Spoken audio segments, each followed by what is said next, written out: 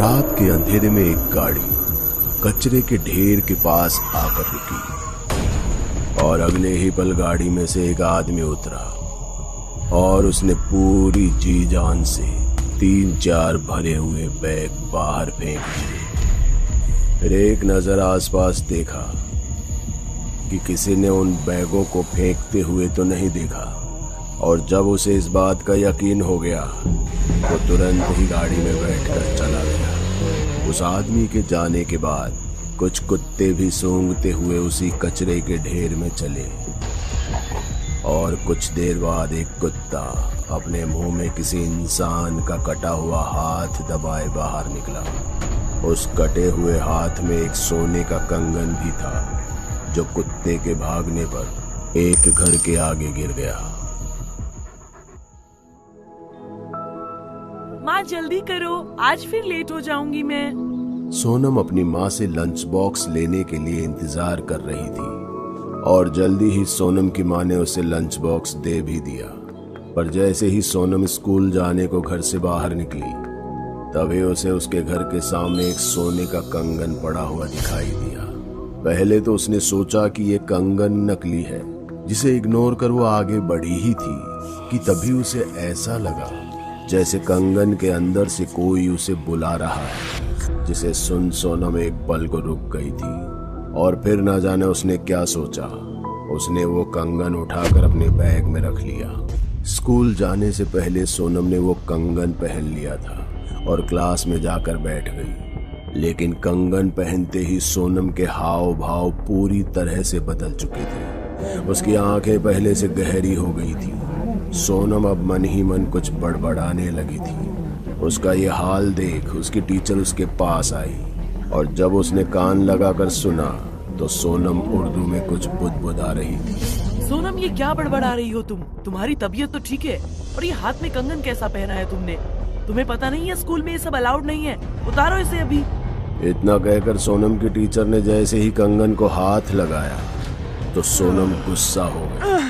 छोड़ इसे, ये मेरा गहना है, छोड़ वरना। और इतना कहकर सोनम ने अपनी टीचर को गर्दन से पकड़कर उठा लिया और क्लासरूम के एक कोने में फेंक दिया, जिससे पूरी क्लास डर गई। क्लास के और भी बच्चे सोनम से डरकर एक कोने में सटक गए। शोर सुनकर स्कूल का पियून और बहुत सारे लोग क्लास में आ गए। उन्होंने सोनम को जबरदस्ती पकड़ लिया, लेकिन अब उसमें इतनी ताकत आ गई थी कि उसने पियून का हाल बुरा कर दिया। मैं किसी को माफ नहीं करूंगी, किसी को नहीं। जो मेरे रास्ते में आएगा इसी तरह मारा जाएगा। और सोनम ने गुस्से में कहते हुए पियून का सिर दीवार पर दे मारा, जिससे वो वहीं बेहोश होकर गिर पड़ा। पर इससे पहले कि वो और भी लोगों को नुकसान पहुंचा पाती, न जाने उसे क्या हुआ, वो वहीं बेहोश होकर गिर गई।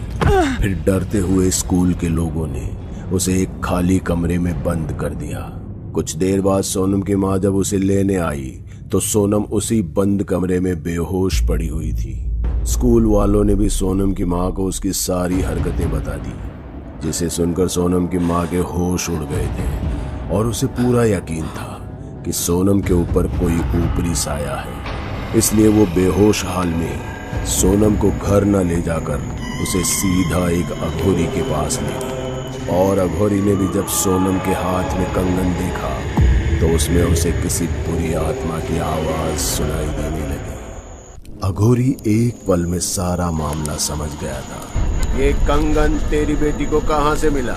अघोरी ने सोनम की माँ से पूछा। इस पर सोनम की माँ बोली, बाबा, घर से निकलते वक्त तो इसके हाथ में एक कंगन नहीं था, पता नहीं इसे कहाँ से मिला।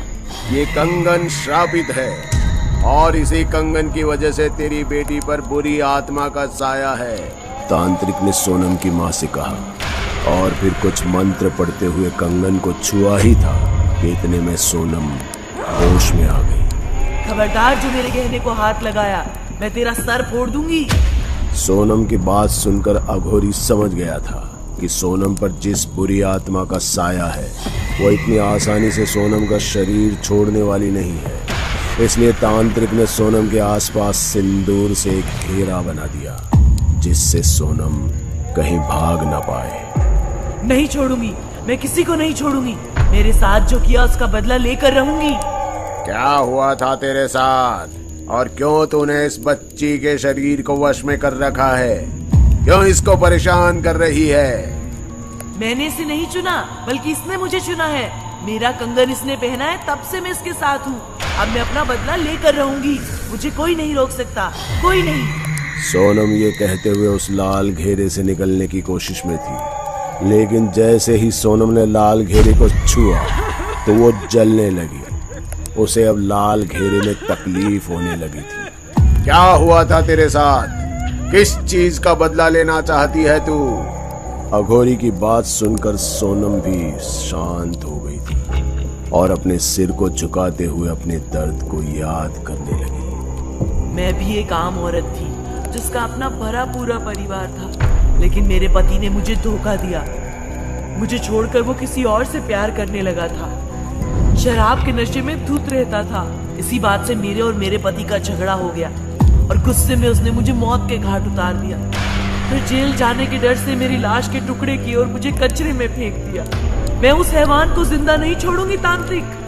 तो जो करना चाहती है उससे सोनम की जिंदगी हमेशा हमेशा के लिए बर्बाद हो जाएगी। मैं तुझे ये अनर्थ नहीं करने दे सकता, इसलिए तुझे अभी इसका शरीर छोड़ना होगा। इतना कहकर अघोरी ने आंखें बंद कर ली और जोर जोर से मंत्र पढ़ने लगा। हवन कुंड में आहुति डालने लगा, जिससे सोनम दर्द से चीखने लगी थी। माँ, मुझे निकालो यहाँ से, मुझे बहुत तकलीफ हो रही है माँ। माँ, मैं आपकी बेटी सोनम हूँ माँ। सोनम ने रोते हुए अपनी माँ से कहा और उसे रोता देख उसकी माँ भी लाल घेरे को मिटाते हुए जैसे ही उसके पास गई तो सोनम का सारा दर्द एक पल में गायब हो गया। माँ को घेरे में अंदर आता देख सोनम हंसने लगी और एक पल में सब समझ गए कि ये सोनम के अंदर छिपे उस काले साये की चाल थी और अगले ही पल वो अपनी माँ को धक्का दे अंधेरे में ही भाग निकले। उसे कोई नहीं रोक पाया। ये क्या अनर्थ कर दिया तुमने? अब न जाने वो आत्मा कितनों को मौत के घाट उतारेगी और इन सब का इल्जाम तेरी बेटी सोनम पर लगेगा। अघोरी की बात सुन सोनम की माँ तो पूरी तरह टूट चुकी थी। उसने अघोरी के पैर पकड़ लिए और रोते हुए कहा, बाबा, मेरी बेटी मेरी दुनिया है। अगर इसे कुछ हो गया तो मैं जिंदा नहीं रहूंगी। आपके हाथ जोड़ती हूँ, मेरी बेटी सोनम को बचा लीजिए बाबा। माँ की बात सुन अघोरी का दिल भी पसीज गया था और उसने माँ की मदद करने का मन बना लिया।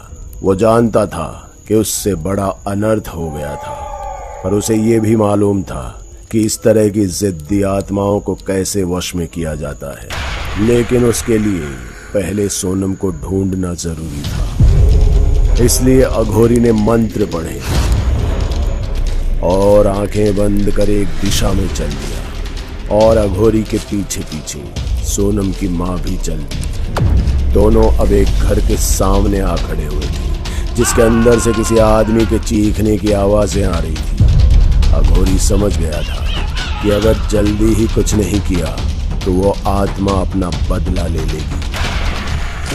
अघोरी तुरंत ही दरवाजा तोड़ अंदर चला गया, लेकिन अंदर जो उसने देखा वो शायद जिंदगी में कभी नहीं भूल सकता था। सोनम एक आदमी की छाती से मांस नोच कर खा रही थी, जिससे वो आदमी अपने ही खून में लथपथ दर्द से तड़प रहा था और जान की भीख मांग रहा था।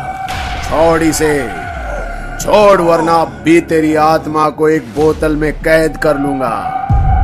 अघोरी के कहने पर भी सोनम के जिस्म पर कब्जा की हुई आत्मा ने उस आदमी को नहीं छोड़ा और फिर अघोरी कुछ मंत्र पढ़ने लगा, जिससे सोनम अगले ही पल हवा में उड़ तड़पने लगी थी। मैं तुझे आखिरी बार कह रहा हूँ, अगर तूने सोनम का शरीर नहीं छोड़ा तो मैं हमेशा हमेशा के लिए तुझे बोतल में बंद कर दूंगा। सोनम के अंदर छिपी आत्मा को भी अघोरी की शक्तियों का अंदाजा हो गया था, इसलिए उसने अघोरी से कहा, तू यही चाहता है ना कि मैं इस लड़की के शरीर को छोड़ दूं, तो इसके बदले तू मुझे इंसाफ दिला। मैं अपने पति को तड़पता हुआ देखना चाहती हूँ। अघोरी ने उसकी बात मान ली और उस आत्मा से सौदा किया कि वो उसके पति को उसके खून के जुर्म में जेल भिजवा देगा और बदले में वो सोनम का शरीर छोड़ देगी। और हुआ भी ऐसा ही। अघोरी ने पुलिस वालों को खबर कर दी और जब पुलिस वालों ने इस केस की तहकीकात की तो उन्हें कचरे में एक औरत का कटा हुआ शरीर मिला, जिसकी शिनाख्त करने पर पता चला उस औरत का नाम सुरैया था, जिसका खून उसके पति ने ही किया था, जिसके जुर्म में उसे 7 साल की सजा हुई। सुरैया को इंसाफ मिल चुका था, जिसके बाद वो हमेशा हमेशा के लिए सोनम से दूर चली गई। शायद उसे मुक्ति मिल गई थी, लेकिन वो सोने का कंगन आज भी सोनम के पास है, जिससे जुड़ा ये किस्सा आज भी सोनम को बुरे सपने की